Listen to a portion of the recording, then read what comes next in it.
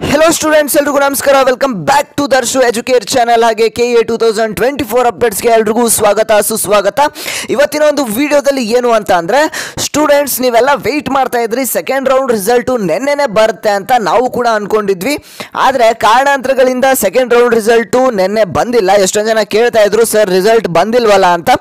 ಒಂದು ಕಾರಣ ಇದೆ, ಅದಕ್ಕೆ ಆ ಒಂದು ಕಾರಣ ತಿಳಿಸ್ಕೊಡ್ತೀನಿ। ಹಾಗಾದ್ರೆ ರಿಸಲ್ಟ್ ಯಾವಾಗ ಬರುತ್ತೆ ಸ್ಟೂಡೆಂಟ್ಸ್ ಅಂತ ನಾನು ನಿಮಗೆ ಕೇಳ್ತಾ ಇದ್ದೀನಿ, ನೀವು ನನ್ನ ಕೇಳ್ತಾ ಇದ್ದೀರಾ, ನಾನು ನಿಮಗೆ ಹೇಳ್ತೀನಿ ಸ್ಟೂಡೆಂಟ್ಸ್ ಯಾವಾಗ ಬರುತ್ತೆ ಅಂತ। ವಿಡಿಯೋನ ಪೂರ್ತಿಯಾಗಿ ನೋಡಿ। ಹಾಗೆ ಫಸ್ಟ್ ಟೈಮ್ ನಮ್ಮ ಒಂದು ಚಾನಲ್ನ ಯಾರೆಲ್ಲ ನೋಡ್ತಿದ್ದೀರಾ ಇವಾಗಲೇ ಸಬ್ಸ್ಕ್ರೈಬ್ ಮಾಡ್ಕೊಳ್ಳಿ। ಎಷ್ಟೊಂದು ಜನ ಸಬ್ಸ್ಕ್ರೈಬ್ ಮಾಡ್ಕೋತಿಲ್ಲ, ಹಾಗೆ ತಪ್ಪದೆ ಇವಾಗಲೇ ಸಬ್ಸ್ಕ್ರೈಬ್ ಮಾಡಿಕೊಂಡು ವಿಡಿಯೋನ ನೋಡಿ। ಹಾಗೆ ಈ ಒಂದು ವಿಡಿಯೋಗೆ ಒಂದು 500 ಲೈಕ್ಸ್ನ ಎಕ್ಸ್ಪೆಕ್ಟ್ ಮಾಡ್ತಾ ಇದ್ದೀನಿ। ಬೇಗ ಎಲ್ಲರೂ ಕೂಡ ನೋಡ್ತಿರುವ ಪ್ರತಿಯೊಬ್ಬರು ಕೂಡ ಇವಾಗಲೇ ಚಾನಲ್ಗೆ ಸಬ್ಸ್ಕ್ರೈಬ್ ಮಾಡಿಕೊಂಡು ಲೈಕ್ನ ಮಾಡಿ, 500 ಲೈಕ್ಸು ಬೇಗ ಕಂಪ್ಲೀಟ್ ಆಗುತ್ತೆ। ಓಕೆ ಸ್ಟೂಡೆಂಟ್ಸ್, ಈಗ ನಿನ್ನೆ ಸ್ಯಾಟರ್ಡೇ ಇದ್ದ ಕಾರಣ ರಿಸಲ್ಟು ಅನೌನ್ಸ್ ಆಗಿಲ್ಲ। ನಿನ್ನೆ ಸ್ಯಾಟರ್ಡೇ ಇತ್ತು, ಇವತ್ತು ಸಂಡೇ। ನಿನ್ನೆ ಏನಾದರೂ ರಿಲೀಸ್ ಮಾಡಿದ್ರು ಅಂತ ಅಂದರೆ ರಿಸಲ್ಟನ್ನು ನಿಮಗೆ ಚಾಯ್ಸ್ ಎಂಟ್ರಿಗೂ ಆಪ್ಷನನ್ನು ಕೊಡಬೇಕಾಗಿತ್ತು। ಚಾಯ್ಸ್ ಎಂಟ್ರಿ ಮಾಡ್ಕೊಂಡಂಥ ಸ್ಟೂಡೆಂಟ್ಸು ಈಗ ಚಲನನ್ನು ಡೌನ್ಲೋಡ್ ಮಾಡಿಕೊಂಡು ಬ್ಯಾಂಕಿಗೆ ಹೋಗಿ ಫೀಸನ್ನು ಪೇ ಮಾಡಬೇಕಾಗತ್ತೆ। ಓಕೆ, ನಿನ್ನೆ ರಿಸಲ್ಟ್ ಏನಾದರೂ ಅನೌನ್ಸ್ಮೆಂಟ್ ಆಗಿದ್ರೆ ಇವತ್ತು ಸಂಡೇ ಬ್ಯಾಂಕ್ ಓಪನ್ ಇರೋದಿಲ್ಲ, ಹಾಗಾಗಿ ನಿನ್ನೆ ರಿಸಲ್ಟು ಅನೌನ್ಸ್ ಆಗಿಲ್ಲ।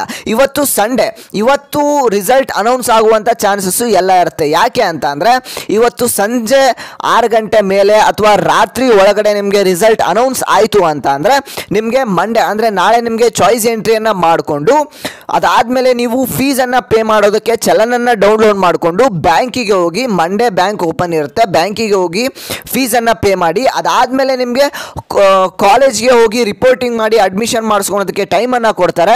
ಅಡ್ಮಿಷನ್ ಆರ್ಡರನ್ನು ಡೌನ್ಲೋಡ್ ಮಾಡ್ಕೊಂಡು ಕಾಲೇಜ್ಗೆ ಹೋಗಿ ರಿಪೋರ್ಟ್ ಮಾಡೋದಕ್ಕೆ ಟೈಮನ್ನು ಕೊಡ್ತಾರೆ। ಕಾಲೇಜ್ ವರ್ಕಿಂಗ್ ಡೇ ಏನಿದೆ ಸ್ಯಾಟರ್ಡೇ, ಒಂದೊಂದು ಕಾಲೇಜಸ್ಸು 4th ಸ್ಯಾಟರ್ಡೇ ಕೂಡ ಹಾಲಿಡೇಯನ್ನು ಇರುತ್ತೆ। ಓಕೆ, 4th ಸ್ಯಾಟರ್ಡೇ ಹಾಲಿಡೇ ಇರುತ್ತೆ। ಇದು ಗೊಂದಲ ಆಗಿ ಅಲ್ಲಿ ಏನಾದರೂ ಕಾಲೇಜ್ ಹಾಲಿಡೇ ಇದ್ದರೆ ಸ್ಟೂಡೆಂಟ್ಸ್ಗೆ ಪ್ರಾಬ್ಲಮ್ ಆಗುತ್ತೆ। ಒಂದೊಂದು ಕಾಲೇಜಸ್ಸು ಹಾಲಿಡೇ ಇರುತ್ತೆ, ಒಂದೊಂದು ಕಾಲೇಜಸ್ಸು ಓಪನ್ ಇರುತ್ತೆ। ಓಕೆ, ಹಾಗಾಗಿ ವರ್ಕಿಂಗ್ ಡೇಸ್ ಏನಿದೆ Monday, Tuesday, Wednesday, Thursday, Friday, ಈ 4 ದಿನ ಏನು ವರ್ಕಿಂಗ್ ಡೇಸ್ ಇದೆ ಆ ಒಂದು ವರ್ಕಿಂಗ್ ಡೇಸ್ ಅಲ್ಲೇನೆ ಕಾಲೇಜಸ್ಗೆ ಹೋಗಿ ರಿಪೋರ್ಟ್ ಮಾಡ್ಕೊಳೋದಕ್ಕಾಗಿರ್ಬೋದು, ಚಲನನ್ನು ಡೌನ್ಲೋಡ್ ಮಾಡ್ಕೊಳೋದಕ್ಕಾಗಿರ್ಬೋದು, ಚಾಯ್ಸ್ ಎಂಟ್ರಿಯನ್ನು ಮಾಡಿ ಚಲನ್ ಡೌನ್ಲೋಡ್ ಮಾಡಿಕೊಂಡು ನೀವು ಫೀಸನ್ನು ಪೇ ಮಾಡಿ ಅದಾದಮೇಲೆ ಅಡ್ಮಿಷನ್ ಆರ್ಡರನ್ನು ಡೌನ್ಲೋಡ್ ಮಾಡಿಕೊಂಡು ಕಾಲೇಜ್ಗೆ ಹೋಗಿ ರಿಪೋರ್ಟಿಂಗ್ ಮಾಡೋದಕ್ಕೆ ಈ ಒಂದು 5 ದಿನಗಳ ಕಾಲ ಏನಿದೆ ಆ ಒಂದು 5 ದಿನಗಳ ಕಾಲ ಅವಕಾಶವನ್ನು ಮಾಡಿಕೊಡ್ತಾರೆ। ಓಕೆ, ಹಾಗಾಗಿ ಲಾಸ್ಟ್ ಸ್ಯಾಟರ್ಡೇ ಏನು ಬರುತ್ತೆ ಅಲ್ಲಿ 4th ಸ್ಯಾಟರ್ಡೇ ಹಾಲಿಡೇ ಇದ್ರೂ ನಿಮಗೆ ಫ್ರೈಡೇ ಒಳಗಡೆ ನೀವು ಕಾಲೇಜಸ್ಗೆ ಹೋಗಿ ಅಡ್ಮಿಷನನ್ನು ನೀವು ಮಾಡಿಸ್ಕೋಬೋದು। ಓಕೆ, ಹೀಗಾಗಿ ಈ ಒಂದು ಪ್ರೊಸೀಜರೆಲ್ಲ ನಡೆಯುವಂಥ ಕಾರಣದಿಂದ ಇವತ್ತೇನಾದರೂ ನಿಮಗೆ ರಿಸಲ್ಟು ಬರುವಂಥ ಚಾನ್ಸಸ್ ಇರುತ್ತೆ। ಓಕೆ, ಇವತ್ತು ಸಂಜೆ ನಿಮಗೆ ರಿಸಲ್ಟ್ ಬರುತ್ತೆ। ಹಾಗಾಗಿ ಏನು ಅಂತ ಅಂದರೆ ಈಗ ಸಿಕ್ಕಿರುವಂಥ ಕಾಲೇಜೇ ನಿಮಗೆ ಸಿಗುತ್ತಾ ಅಂತ ಕೇಳೋದಾದರೆ ಹೌದು, 99% ನಿಮಗೆ ಈಗೇನು ಪ್ರೊವಿಷನಲ್ ರಿಸಲ್ಟ್ ಇದೆ ಅದೇ ರಿಸಲ್ಟು ಮತ್ತೆ ನಿಮಗೆ ಸಿಗುವಂಥ ಚಾನ್ಸಸ್ ಇದೆ। ಕೆಲವೊಂದಿಷ್ಟು ಸ್ವಲ್ಪ ಚೇಂಜಸ್ಸು ಬದಲಾವಣೆ ಆಗ್ಬೋದು। ಓಕೆ, ಈಗ ಯಾರ್ಯಾರಿಗೆ ಕಾಲೇಜು ಸೆಕೆಂಡ್ ರೌಂಡಲ್ಲಿ ಏನು ಪ್ರೊವಿಷನಲ್ ರಿಸಲ್ಟನ್ನು ಬಿಟ್ಟರು ಅದರಲ್ಲಿ ಯಾರ್ಯಾರಿಗೆ ಕಾಲೇಜ್ ಸಿಕ್ಕಿರೋದಿಲ್ಲ ಅವ್ರಿಗೆ ಸೆಕೆಂಡ್ ರೌಂಡ್ ಫೈನಲ್ ರಿಸಲ್ಟಲ್ಲಿ ಕಾಲೇಜ್ ಸಿಗುವಂಥ ಚಾನ್ಸಸ್ ಇರುತ್ತೆ। ಹಾಗೆ ಈಗ ಪ್ರೊವಿಷನಲ್ ರಿಸಲ್ಟಲ್ಲಿ ಸಿಕ್ಕಿರುವಂಥ ಕಾಲೇಜ್ ಯಾರ್ಯಾರಿಗೆ ಸಿಕ್ಕಿದೆ ಅದೇ ಕಾಲೇಜ್ ಕೂಡ ಮತ್ತೆ ಅವ್ರಿಗೆ ಸಿಗುವಂಥ ಚಾನ್ಸಸ್ಸು ಇರುತ್ತೆ। ಓಕೆ, ಈ ರೀತಿಯಾದಂಥ ಕೆಲವೊಂದಿಷ್ಟು ಬದಲಾವಣೆ ಆಗುತ್ತೆ, ಎಲ್ಲ ಬದಲಾವಣೆ ಆಗೋದಿಲ್ಲ। 2 ಲಕ್ಷ ವಿದ್ಯಾರ್ಥಿಗಳೇನಿದ್ರೆ KCET ವಿದ್ಯಾರ್ಥಿಗಳು ಅವ್ರಿಗೆ ಎಲ್ಲ ಒಂದು ಕಾಲೇಜಸ್ಸು ಸ್ವಲ್ಪ ಬದಲಾವಣೆ ಆಗಿ ಕಾಲೇಜಸ್ಸು ಸಿಗುವಂಥ ಚಾನ್ಸಸ್ ಎಲ್ಲ ಇದೆ, ಏನು ಟೆನ್ಷನ್ ಮಾಡ್ಕೋಬೇಕಾಗಿಲ್ಲ। ಓಕೆ, ಈಗ ನಿಮಗೆ ಕಾಲೇಜಸ್ಸನ್ನು ನಿಮಗೆ ರಿಸಲ್ಟ್ ಅನೌನ್ಸ್ಮೆಂಟ್ ಆಯಿತು, ಅದಾದಮೇಲೆ ನಿಮಗೆ ವಿತಿನ್ 1 ಡೇ ನಿಮಗೆ ಚಾಯ್ಸ್ ಎಂಟ್ರಿಯನ್ನು ಮಾಡೋದಕ್ಕೆ ಅವಕಾಶವನ್ನು ಮಾಡಿಕೊಡ್ತಾರೆ। ನೀವು ಚಾಯ್ಸ್ 1, ಚಾಯ್ಸ್ 2, ಚಾಯ್ಸ್ 3, ಚಾಯ್ಸ್ 4 ಕರೆಕ್ಟಾಗಿ ಅರ್ಥ ಮಾಡ್ಕೊಂಡಿರಬೇಕು। ಅದರ ಬಗ್ಗೆ ನಿಮ್ಗೇನು ಗೊತ್ತಿಲ್ಲ ಅಂತ ಅಂದರೆ ಡಿಸ್ಕ್ರಿಪ್ಷನಲ್ಲಿ ಲಿಂಕ್ ಕೊಟ್ಟಿರ್ತೀನಿ, ಹೋಗಿ ನೋಡಿ, ಎಲ್ಲ ಒಂದು ಮಾಹಿತಿ ನಿಮಗೆ ಸಿಗುತ್ತೆ।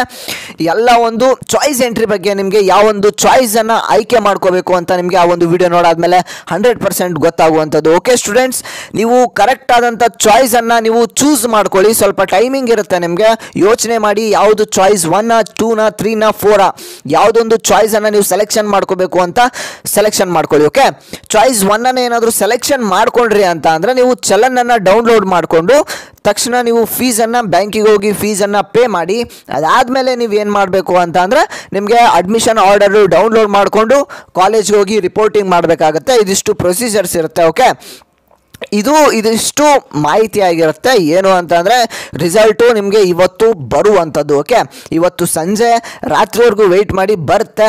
ಓಕೆ, ಯಾರು ಕೂಡ ಟೆನ್ಷನ್ ಮಾಡ್ಕೋಬೇಡಿ. ಓಕೆ, ಇದಿಷ್ಟು ಇವತ್ತಿನ ಒಂದು ಮಾಹಿತಿ ಆಗಿತ್ತು ಸ್ಟೂಡೆಂಟ್ಸ್. ಇನ್ನೂ ಏನಾದರೂ ನಿಮಗೆ ಡೌಟ್ಸ್ ಇದ್ದರೆ ನನಗೆ ಇನ್ಸ್ಟಾಗ್ರಾಮಲ್ಲಿ ಫಾಲೋ ಮಾಡಿಕೊಂಡು ಮೆಸೇಜ್ ಮಾಡಿ, ನಿಮಗೆ ಎಲ್ಲ ರೀತಿಯಾದಂಥ ಒಂದು ಡೌಟ್ಸ್ನ ಕ್ಲಾರಿಫೈ ಮಾಡ್ತೇನೆ.